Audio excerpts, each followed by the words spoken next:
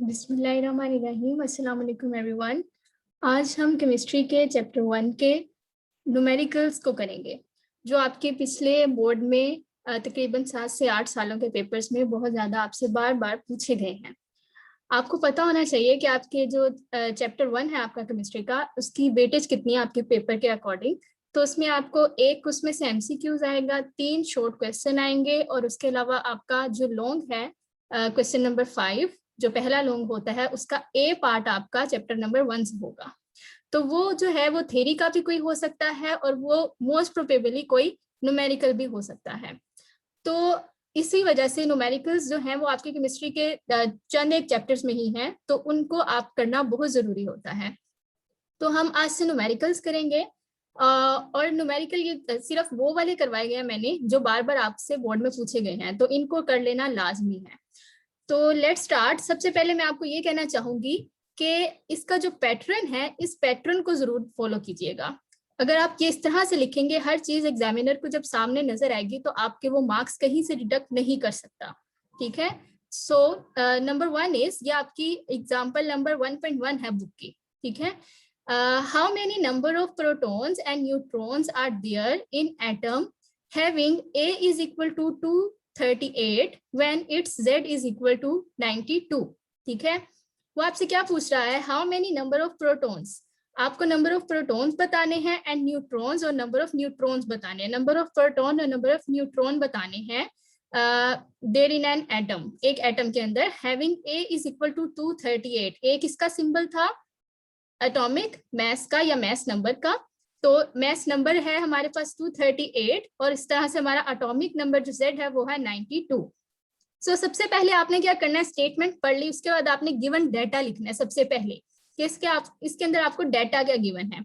तो आपको सिर्फ ये दो चीजें गिवन है, वो क्या क्या है, आपके पास मास नंबर गिवन है A is equal to 238 और आपके पास Z जो है एटॉमिक नंबर गिवन है, that is Z is equal to 92। ठीक है। टू फाइंड क्या है आपके पास, तो आपने टू फाइंड क्या करना है, इसमें दो चीजें आपको फाइंड करनी थी, number of proton and number of neutrons. तो आप ये देख सकते हैं मैंने क्या किया है, पहले क्वांटिटी लिखी है और उसके बाद उसका सिंबल लिखा है और उसके बाद जो है वो उसकी अमाउंट लिखी है जो आपको गिवन है। तो आपने इसी पैटर्न को फॉलो करना है, चाहे आपके केमिस्ट्री के न्यूमेरिकल्स हो चाहे आपके फिजिक्स के न्यूमेरिकल्स हो। तो आपको टू फाइंड में दो चीजें हैं, ये मैंने काउंटिंग साथ नंबर लगा दिए हैं। सो नंबर ऑफ प्रोटॉन्स और स्मॉल p इसका सिंबल होता है और वो क्वेश्चन मार्क आगे, number of neutrons n is equal to question mark, ये हमें फाइंड करना है। देन आपने नेक्स्ट क्या करना है, इसमें आपने फार्मूला लिखना होता है। तो आपके पास फार्मूला जो इसमें यूज होगा वो दो ही फार्मूले होंगे, A is equal to Z plus n, ये वाला हमने फार्मूला पढ़ा हुआ है। किस में पढ़ा था हमने, मैथ्स नंबर में पढ़ा था, बहुत डिटेल में डिस्कस किया था। A is equal to Z plus n और सेकेंड हमें पता है कि Z is equal to P होता है।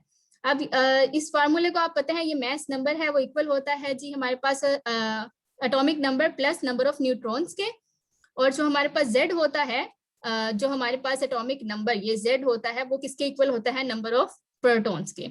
सो पहली चीज हमें number of protons he find करनी है, तो ये पहले का सोल्यूशन आप देख लें। अब नंबर 4 पे आपके पास सोल्यूशन की हेडिंग आएगी, as we know atomic number of an atom is equal to its number of protons, ये हम सबको पता है, that is A is equal to P, so number of protons P is equal to Z, मतलब number of protons Z के ही equal है, इसका मतलब है that is 92। तो ये पहला पार्ट हमारा सॉल्व हो गया। नेक्स्ट पार्ट है नंबर ऑफ न्यूट्रॉन्स आपको फाइंड करने हैं। Now by using this formula, ये मेन फार्मूला था ना A is equal to Z plus N, तो इससे आपने क्या फार्मूला बना लिया, इधर से मुझे number of neutrons n find करना था तो मैंने n के लिए इसको फार्मूले को बना लिया। n को मैंने जो है वो इक्वल के एक साइड पे रहने दिया है ना, यहीं पे रहेगा, तो z इसके साथ यहाँ पे प्लस हो रहा है, तो जब इक्वल की दूसरी साइड पे जाएगा तो a के साथ जाके माइनस हो जाएगा। तो क्या हमारे पास फार्मूला क्या बन गया, अगर इसको सीधा करके लिखे तो n is equal to a minus z। Now by putting values in this formula, तो number of neutrons small n will be equal to A है हमारे पास 238 माइनस Z क्या है 92, तो जब हमने इसको माइनस किया तो 146 आ गया। तो ये नंबर ऑफ प्रोटॉन्स और नंबर ऑफ न्यूट्रॉन्स हमने निकाल लिए हैं। एट द एंड आपको रिजल्ट लिखना होगा। ठीक है। तो नंबर ऑफ प्रोटॉन्स आपके पास 92 आए हैं और नंबर ऑफ न्यूट्रॉन्स आपके पास 146 आए हैं। तो ये आपका मुकम्मल इस तरह से ये एक पैटर्न मुकम्मल होगा, ये आपका टोटल मतलब पूरा जो है एक न्यूमेरिकल सॉल्व हो गया है। दो के ये बहुत आसान था, तो इसको 2-3 लाइनों में भी खत्म किया जा सकता था। तो ये आप पूरा पैटर्न इसका जरूर फॉलो कीजिएगा। अच्छा जी, अब आगे चलते हैं। नेक्स्ट क्वेश्चन, क्वेश्चन नंबर 2, ये आपके बुक की एग्जांपल 1.2 है। ये सारे आपके बोर्ड में पूछी गई हैं बार बार, और सबसे ज्यादा आपके बोर्ड में जो न्यूमेरिकल्स आए हैं वो एग्जांपल्स में से ज्यादा आए हैं बजाय इसके कि आपके एक्सरसाइज से आए। ठीक है, तो ये एग्जांपल 1.2, पहले हमने 1.1 सॉल्व किया, अब है 1.2। क्या है? Calculate the molecular mass of nitric acid HNO3। ठीक है, मोलिक्यूलर मास आपको फाइंड करना है नाइट्रिक एसिड का। मोलिक्यूलर मास, फॉर्मूला मास हमने ये भी डिस्कस किया था, पिछली जो हमारी वीडियोस हैं प्लेलिस्ट में पढ़ी है केमिस्ट्री की। तो मोलिक्यूलर मास होगा एक मॉलिक्यूल का मास, एक मॉलिक्यूल का। तो HNO3 क्या है? एक कंपाउंड है ना, तो एक कंपाउंड को हम रिप्रेजेंट करते हैं उसके केमिकल फार्मूला से, और एक कंपाउंड का जो बेसिक यूनिट जिसे हम कह सकते हैं, जैसे एक एलिमेंट का बेसिक यूनिट एटम होता है, इसी तरह एक कंपाउंड का बेसिक यूनिट मॉलिक्यूल होता है। तो वो HNO3 उसने कंपाउंड आपको दिया है, वो कहता है इसका मॉलिक्यूलर मास, मतलब सिंगल एक मॉलिक्यूल का मास बताना है आपने। तो बड़ी आसान सी बात है, आपने क्या करना है कि ये एक मॉलिक्यूल का को ही रिप्रेजेंट कर रहा है ना, दो के ये पूरे कंपाउंड को रिप्रेजेंट कर रहा है, तो मतलब ये एक मॉलिक्यूल का भी यही फार्मूला होगा, ज्यादा सारे मॉलिक्यूल्स मिलेंगे कंपाउंड बन जाएगा। तो आपने क्या करना है, इन सब एटम्स को अलग अलग सबके मैसेज आपने, हमें मैस मैंने आपसे कहा था याद करनी है, तो हर एक का मैस जो है हमने याद कर लेना है, और उनको जो है आपस में ऐड करके हमने उसका क्या निकाल देना है, एक मॉलिक्यूल का मैस निकालना है। तो ये मेरे साथ देखिए क्या आता है। गिवन कंपाउंड सबसे पहले आपने लिखना है। अब ये 2-3 लाइनों में तो बहुत आसानी से हो सकता है, लेकिन ये इसका पूरा एक प्रोसीजर है इसको करने का। ठीक है, हर स्टेप के मार्क्स होते हैं। गिवन कंपाउंड है आपके पास nitric acid, that is HNO3, साथ मैंने उसका फॉर्मूला लिख दिया। To find molecular mass of HNO3, यही है फार्मूला 3rd नंबर पे। Molecular mass of HNO3 will be equal to atomic mass of H plus atomic mass of N plus 3 multiply by, मतलब oxygen के 3 atoms हैं, तो 3 multiply by atomic mass of O। ठीक है, ये बात आपने भूलनी नहीं है। यहाँ पे बच्चे जो है वो खाली एक बार ऑक्सीजन का लगा देते हैं, तो ये जब उसके साथ 3 लिखा है तो आपने 3 को साथ मल्टीप्लाई करते हैं। ठीक है, अब सोल्यूशन में आते हैं। सोल्यूशन में आप क्या करेंगे, सबसे पहले तो कि एटॉमिक मास ऑफ H को लिखेंगे, वो हमें पता है कितना होता है 1 AMU। एटॉमिक मासेस में हम बात कर रहे हैं ना, वो AMU में होते हैं हमें पता है। एटॉमिक मास ऑफ नाइट्रोजन वो कितना होगा 14 AMU। Atomic mass of oxygen वो कितना है 16 AMU। ठीक है, now by putting values in this above formula, molecular mass of HNO3 will be equal to atomic mass of hydrogen हमने बात की 1 है, plus atomic mass of nitrogen कितना है 14 AMU 3 फार्मूला का, और एटॉमिक मास ऑफ ऑक्सीजन कितना है 16 AMU। ठीक है, अब इसको सोल्व आउट करना है। आप कुछ बच्चे यहीं पे इसको प्लस करके यहाँ पर एक बार आंसर लिख देंगे, हर स्टेप के मार्क्स होते हैं। ठीक है, तो ये आपने इसको पहले मल्टीप्लाई करना है, फिर इसको यहाँ पर इसका हमने आंसर लिखना है। तो ये हमारे पास आंसर आ गया जी 63 AMU। ठीक है, तो ये सबके साथ आपकी मर्जी, आप यहाँ पर सबके साथ AMU लिख सकते हैं। तो ये जब इसको ऐड करेंगे तो एक बार AMU साथ एक यूनिट आ जाएगा। ठीक है, आगे रिजल्ट आएगा एट द एंड कि molecular mass of HNO3 is 63 AMU। ठीक है, तो ये पूरा प्रोसीजर आपने देख लिया। Next numerical number 3, that is example 1.3 from your book. Calculate the formula mass of potassium sulphate. ठीक है, वो जो पीछे था HNO3 था, वो था हमारे पास कोवेलेंट कंपाउंड था, तो उसका बेसिक यूनिट था हमारे पास मॉलिक्यूल, तो इसलिए हमने उसका क्या फाइंड किया मॉलिक्यूलर मास। ये है हमारे पास पोटाशियम सल्फेट, ये हमारे पास आयनिक कंपाउंड है। तो आयनिक कंपाउंड का बेसिक यूनिट क्या होता है, फार्मूला यूनिट होता है। ठीक है, फार्मूला यूनिट ये भी हमने सब डिस्कस किया हुआ है पिछली सारी वीडियोस में, चैप्टर 1 की जो हमारी थ्योरी से रिलेटेड थी, क्वेश्चन से रिलेटेड। अब है जी कैलकुलेट द फॉर्मूला मास। हमें फिर इसका, ये एक आयनिक कंपाउंड है तो हम इसका फॉर्मूला मास फाइंड करेंगे। तो फॉर्मूला मास क्या होगा, वो मास जो एक फॉर्मूला यूनिट का होगा। ठीक है, जिस तरह से NaCl एक फार्मूला यूनिट है, एक पूरे आयनिक कंपाउंड NaCl को रिप्रेजेंट कर रहा है, सोडियम क्लोराइड को, तो अगर हम Na का मास और Cl का मास लिख के प्लस कर देंगे तो वो हमारे पास क्या आ जाएगा फॉर्मूला मास। तो अब यहाँ पे भी हमने फॉर्मूला मास जो है वो बताना है, लेकिन किसका बताना है K2SO4 का। ठीक है, ये आपको गिवन है वहां पे फॉर्मूला। चलें, अब सेम इसका वही प्रोसीजर सारा फॉलो होगा जो आपका पीछे था, बस नाम बदल गया कि फॉर्मूला मास है, वहां पे मॉलिक्यूलर मास था। गिवन कंपाउंड है potassium sulphate K2SO4, to find क्या है formula mass of K2SO4। Formula हमारा वैसे ही लिखेंगे कि formula mass of K2SO4 is equal to 2 है ना, K2 है ना, 2 multiply by atomic mass of K मतलब potassium plus atomic mass of S मतलब सल्फर प्लस 4 मल्टीप्लाई बाय है ना, 4 multiply by atomic mass of oxygen. ठीक है, आगे सोल्यूशन में हम अगेन वही करेंगे, सबका पहले बारी बारी लिख लेंगे। Atomic mass of K is equal to 39 AMU, atomic mass of sulfur is 32 AMU, atomic mass of oxygen is 16 AMU। ये सारे atomic masses आपने याद कर लेने हैं, वहां पे आपको गिवन नहीं होंगे, ना ही इससे पिछले क्वेश्चन के ना ही इस क्वेश्चन के। ठीक है, तो आप आगे now by putting values in the above formula, formula mass of K2SO4 is equal to 2, K की जगह 39 प्लस सल्फर का 32 प्लस 4 मल्टीप्लाई बाय ऑक्सीजन का 16। ठीक है, तो अब आपने पहले इनको मल्टीप्लाई कर लेना है। ठीक है, फिर एट द एंड इसको जब प्लस करेंगे तो आंसर आता है 174 AMU।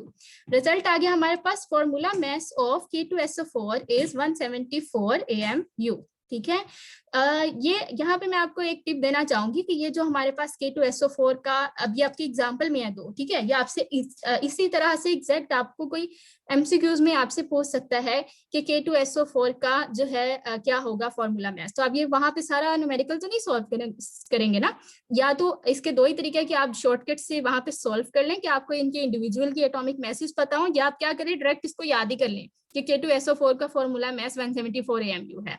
और इससे पिछले वाला जो था हमारे पास जो था ये HNO3, इसका है 63 AMU। ये तो मेरे ख्याल से एक बार पूछा भी गया है, ये बहुत इंपॉर्टेंट है कि HNO3 का हमारे पास मोलिकुलर मास क्या होता है, तो वो है 63 AMU। तो ये आपके लिए जब आपका MCQ आएगा तब सोल्व करना आपके लिए बहुत आसान हो जाएगा अगर आपको ये याद होगा। Next one, calculate the formula mass, again formula mass, formula mass of Na2SO4। ठीक है, Na2SO4 ये हमारे पास है सोडियम सल्फेट इसको बोलेंगे। ठीक है, तो अब इसका भी क्या कहता है वो फॉर्मूला मास आपने फाइंड आउट करना है। आई थिंक ये आपकी बुक में एज सच कोई गिवन नहीं है, लेकिन ये आपके एक बार पास पेपर्स में पूछा गया है, तो ये इसलिए यहाँ पे सोल्व करना बहुत जरूरी था। चलें इसी तरह से हम शुरू करते हैं कि गिवन कंपाउंड से ही शुरू करेंगे। गिवन कंपाउंड है हमारे पास sodium sulphate Na2SO4। To find formula mass of sodium sulphate या Na2SO4, फार्मूला अब तो बनाना आ गया होगा कि formula mass of Na2SO4 is equal to Na2 है ना, तो 2 into atomic mass of Na मतलब सोडियम प्लस S है आगे इसके बाद। ठीक है, atomic mass of sulphur plus O4 है। ठीक है, तो plus 4 multiply by atomic mass of oxygen. तो अब उसी तरह से हम सोल्यूशन भी करेंगे कि atomic mass of sodium is 23 AMU, atomic mass of sulphur या S is 32 AMU, atomic mass of oxygen is equal to 16 AMU। Now by putting values in above formula, formula mass of Na2SO4 is equal to 2 multiplied by 23 plus 32 plus 4 multiplied by 16। अब इसको पहले आपने multiply कर लेना है, जब इसको add करेंगे तो क्या आ जाता है 142 AMU। तो आपके पास रिजल्ट क्या आ गया, formula mass of Na2SO4 is 142 AMU। इस वीडियो का लास्ट क्वेश्चन हम करने लगे हैं, क्वेश्चन नंबर 5। ये आपकी बुक की एग्जाम्पल 1.4 है। ठीक है, तो आप देख सकते हैं कितनी ज्यादा एग्जाम्पल्स हैं वो यहाँ पर डिस्कस हुई हैं, तो एग्जाम्पल आपकी बुक की बहुत इंपॉर्टेंट होती है जी।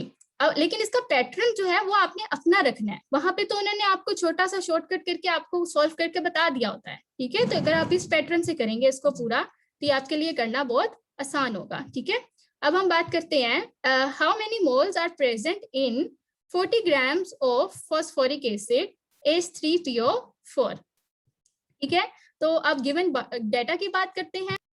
तो आपको क्या गिवन है यहाँ पे कि आपको गिवन है 40 grams of phosphoric acid, तो आप कहेंगे given mass of phosphoric acid या H3PO4 और उसका symbol M is equal to 40 grams। To find में आप क्या लिखेंगे, आपसे क्या पूछा है हाउ मेनी मोल्स। ठीक है, तो आपको बतानी है number of moles of H3PO4, तो नंबर ऑफ मोल्स का क्या सिंबल होता है, स्मॉल n। ठीक है, नेक्स्ट है हमारे पास फॉर्मूला हम लिखेंगे, और नंबर ऑफ मोल्स का तो आपको फॉर्मूला पता होगा। इस चैप्टर में सबसे आई थिंक जो इम्पोर्टेंट वाला फॉर्मूला है जो आपको लॉन्ग में आ सकता है, ये जो पीछे वाले सारे थे वो ज्यादा शॉर्ट के लिए थे। ठीक है, ये आपको लॉन्ग में आ सकते हैं, नंबर ऑफ मोल्स से रिलेटेड जितने हैं। तो नंबर ऑफ मोल्स का हम सबको फॉर्मूला आता है कि given mass over molar mass. तो आपने ये जो है वो इसको H3PO4 के अकॉर्डिंग लिख लेना है कि number of moles of H3PO4 n is equal to given mass of H3PO4 मतलब small m divided by molar mass of H3PO4 और इसका क्या सिंबल होता है दोनों कैपिटल M और इनके दरमियान में डॉट्स होते हैं। ठीक है, तो ये आपने सिंबल भी साथ लिख लिए।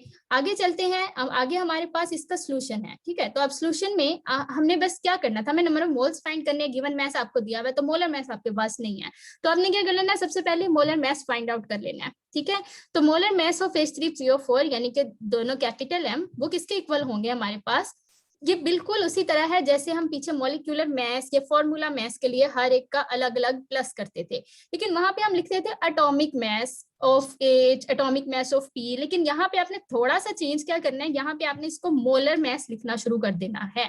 ठीक है, क्योंकि हम मोलर मास जो है वो फाइंड आउट करने लगे हैं। वहां पे हम मॉलिक्यूलर मास मतलब एक मॉलिक्यूल का फाइंड करते थे, तो हम एक मॉलिक्यूल के अंदर एटम्स की बात करते थे। अब यहाँ पे हम फाइंड करने लगे मोलर मास। मोलर मास का मतलब एक मोल के अंदर। ठीक है, तो आपने एक मोल के अकॉर्डिंग ही चलना है कि एक मोल हाइड्रोजन के अंदर मास, एक मोल फॉस्फोरस के अंदर और एक मोल ऑक्सीजन के अंदर। ठीक है, अब आपने इस तरह चलना है। तो ये क्या हो जाएगा हमारे पास 3 multiply bye molar mass of H plus molar mass of P मतलब phosphorus plus 4 into molar mass of O। ठीक है, तो अब आपको याद होगा वहां पे हमने AMU में बात की थी एटॉमिक मास की, लेकिन यहाँ पे चूंकि मोलर मास है, मोलर मास हम किस में लेते हैं, ग्राम्स में। ग्राम में जब रिप्रेजेंट करते हैं तो वो मोल हो जाता है, तो ये ग्राम पर मोल मतलब ये किसको जाहिर कर रहा है कि 1 ग्राम पर मोल मतलब 1 ग्राम इसका वेट है पर मोल एक मोल के अंदर, क्योंकि हम मोलर मास एक मोल का ले रहे हैं। ठीक है, तो मोलर मास का क्या यूनिट है जी, ग्राम पर मोल इसका यूनिट होता है। तो 3 और कितना है जी मोलर मास हाइड्रोजन का है 1 ही, वहां पर AMU 1 AMU लिखेंगे, यहाँ क्या मोलर मास में लिख देंगे 1 ग्राम पर mole plus molar mass of phosphorus कितना होता है जी 31 ग्राम पर मोल प्लस 4 फॉर्मूला का और ऑक्सीजन का 16 AMU, वहां एटॉमिक मास पड़ा था, मोलर मास कितना होगा 16 ग्राम पर मोल। आगे अब इसको क्या करेंगे, मल्टीप्लाई करेंगे, ये मल्टीप्लाई होगा तो वही आ जाएगा 3 ग्राम पर मोल प्लस 31 ग्राम पर मोल और ये हो जाएगा 64 ग्राम पर मोल। जब इन तीनों को प्लस कर दिया तो आ गया जी 98 ग्राम पर मोल। ये आपने याद रखना है। H3PO4 का क्या है हमारे पास, मोलर मास कितना है 98 ग्राम पर मोल। ये भी आपसे MCQs में पूछा जा सकता है। नेक्स्ट चलते हैं, अब हमने बस क्या करना है, सिंपली फार्मूला में वैल्यूज पुट करनी है। Now by putting the values in above formula number of moles will be equal to given mass हमारे पास कितना था 40 ग्राम्स और हमारे पास मोलर मास हमने फाइंड कर लिया 98। ठीक है, अगर आप चाहें तो इसके साथ यूनिट्स लगा सकते हैं, आपकी मर्जी है, नहीं भी लगाएंगे तो इससे कोई फर्क नहीं पड़ेगा, लेकिन क्या है कि आपने इस आंसर में जो है वो साथ जरूर लिख देना है जब आप रिजल्ट लिखेंगे नीचे। ठीक है, कि हमने क्या फाइंड किया है। देखिए यहाँ पर आएगा 40 ग्राम्स ऐसे ही है और यहाँ पे आएगा 98 ग्राम पर मोल, यही आएगा। तो ग्राम ग्राम से कैंसिल हो जाएगा तो नीचे क्या रह जाएगा मोल। ठीक है, तो मोल जब ऊपर जाएगा तो पर मोल रह जाएगा, ऊपर जाके वो खाली मोल बन जाएगा। ठीक है, आई होप कुछ समझ आ गया। अगर ये आगे में इससे आगे वाले में मैंने लिखा हुआ है तो आपको वहां से भी क्लियर हो जाएगा। ठीक है, तो रिजल्ट की अगर हम बात करें तो यह है जी 40 ग्राम of H3PO4 will contain 0.408 moles of H3PO4. ठीक है, thank you so much for watching. If you like this video, please share and subscribe the channel as well. Thank you so much. Stay blessed. Allah Hafiz.